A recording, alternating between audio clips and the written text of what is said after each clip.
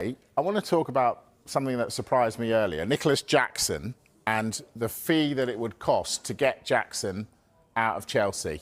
Tell us. Well, we've had some information over the course of the last couple of hours about Chelsea. We know that they've been really active over the course of the last few transfer windows. They've stockpiled players, they've bought players, they've looked at young players, they've got a certain type of profile they look at. One of the players they have signed, Nicolas Jackson, was just in excess of £35 million. There's been a lot of talk about his future as well. We know that Chelsea are happy with the squad they have at the moment, and they are looking to go into the season with two out-and-out number nines, but a third player that can play as a false nine or play as a number nine. João Pedro being one of them, Liam Delap being another. At the moment, they have Nicolas Jackson. They also have Pedro Neto as well, who can play in that role. But there's been a lot of talk about Nicolas Jackson and his future at Chelsea. First things first, he's got 8 years left on his Chelsea contract. That's a great point. He has. 8 years. So Chelsea hold the cards, and they'll be saying, well, actually, for a player of this quality and this calibre, look at Hugo Ekitike, look at his record, look at what he's done. He's going to Liverpool for £79 million. So as far as we're concerned, Nicolas Jackson, who's been playing in a better league, in a tougher league, and scoring goals, actually, he's probably worth £80 to £100 million. So if Chelsea were to sell Nicolas Jackson... That's a lot of money. It's a huge amount of money, but you couldn't argue against that based on the market value for other players during this summer's window. Goodness. You could argue that Nicolas Jackson is a better player than Hugo Ekitike. He's played Premier League football. He's scored more goals. His record's been fairly solid at Chelsea.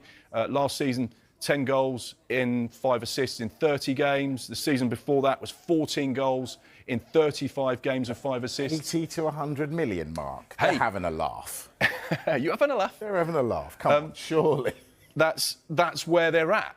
Chelsea have the ability to say, this is what we value the player at. And if you've got teams from Saudi Arabia, teams from Europe, maybe other Premier League teams, and I'll tell you one of the other Premier League teams that have an interest in Nicolas Jackson, it's Manchester United. Then you're actually saying, well, you pay 70 plus for Rasmus Højlund, 80 million for Nicolas Jackson. That's not unreasonable. That's the market value for those types of players at that type of age at the moment. I wonder if Manchester United fans would think that was unreasonable. I bet they would. I bet they'd go, that's crazy money. Possibly. But ultimately, something in a transfer window is only worth, A, what someone wants to pay, and B, what someone is happy to sell for. And just very quickly, Mike, on that Manchester United theme and the Chelsea theme as well, because this Nicolas Jackson departure could mean that they're in the market to make more signings. The likes of Xavi Simons on their radar, Alejandro Garnacho also on their radar, Morgan Rogers at Aston Villa, also a player of interest, and Keenan Yildiz as well, another player they like. So we talk about Chelsea in every single window. Could they be about to spend big, depending on the departure of Nicolas Jackson, should it happen? Going to be fascinating. This fills me with dread, but we've still got 42 days to go, and it takes less than 24 hours to make a deal happen. We could see a lot of deals between now and September the 1st. You know we will. Mark McAdam with all the transfer news. Thank you, Mark.